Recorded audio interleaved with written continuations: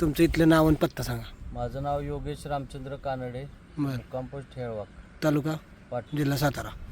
आता आपण तसं कोकणातच आहे खाली, बरोबर. हा कोकण पट्टा बरं, आता हे जे भाताचं तुम्ही तराव टाकले म्हणजे हे रोप तयार केले, बरोबर. तयार केले इंद्रायणी.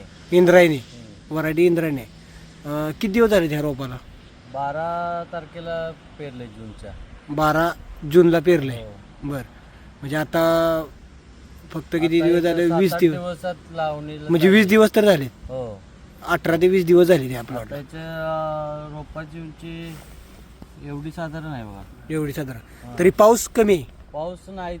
नाहीच म्हणाय. नाहीच म्हणाय म्हणजे जर लावल्यावर चालू होतं ना पाऊस, बियाणं पेरल्या तसं काय नाही. काहीच नाही.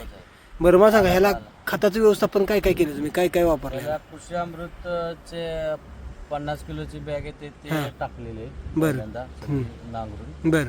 आणि त्यानंतर ते SMS चे 4 प्रकारची खत आहेत ते हां, ते सगळं टाकलं मी. शक्ती सम्राट मिरॅगल खत वापरलेले. बरं, म्हणजे त्याचा यूज काय यात दुसरं वापरलंच नाही. काहीच वापरणार? युरिया नाही, DAP नाही किंवा सुफला नाही, काय नाही, केमिकल काहीच नाही. काहीच नाही. स्प्रेला स्प्रेला पण नाही अजून. काहीच नाही. काहीच नाही. मग तुम्ही हे खत पहिल्यांदा वापरलं? पहिल्यांदाच वापरले. काय अनुभव, काय वाटते तुम्हाला? पहिल्यांदा वापरले. याच्यात आता काय पिवळेपणा आला नाही बरं.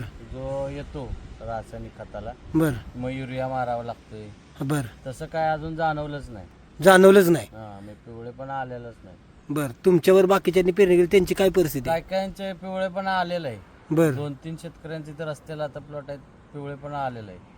तो केमिकल काय कायांचं पेरणीच लेट झाले, त्यांचं उगवणच क्षमता एवढी झाली. आपण जरा 12 लवकर पेरल्यामुळं आपलं उगवलंय. सगळ्या काय कायांचं लावायला यायचा अजून महिना जाईल. आता 8 दिवसात लावायला आले. आपलं पूर्ण लावायला आले बी. आणि उगवण क्षमता किती झाली? 100% उगवण क्षमता. हो, 100% झाले. बरं, जर आपण प्लॉटची जर ग्रीनरी बघितली तर जबरदस्त आहे. आणि मरची संख्या कुठंच नाही. जरी टेम्परेचर एवढं असून सुद्धा, म्हणजे पाऊस नसून सुद्धा. पाऊस नसून सुद्धा. हो, बरोबर ना. आणि जर रोपाची तर जाडी बघितली तर जाडी सुद्धा चांगली आहे. आता ही बघू शकता हो का, रोपाची मुळी बघा, बरोबर का. मुळी सुद्धा चांगली सुटली. आणि एकही स्प्रे नाही. महत्वाचं आहे, जेव्हा कुठल्याही रोगराई नाही काहीच नाही. वास येतो की वास, बाहेर उभं राहिलं की वास येतोय. म्हणजे याला सुगंध पण येतोय. बारकाईने जर बघितलं तर का मुळी सगळी ओपन आहे का, दिसली का? म्हणजे एवढी रूट ऍक्टिव्ह आहे हिची. दिसली का तुम्हाला?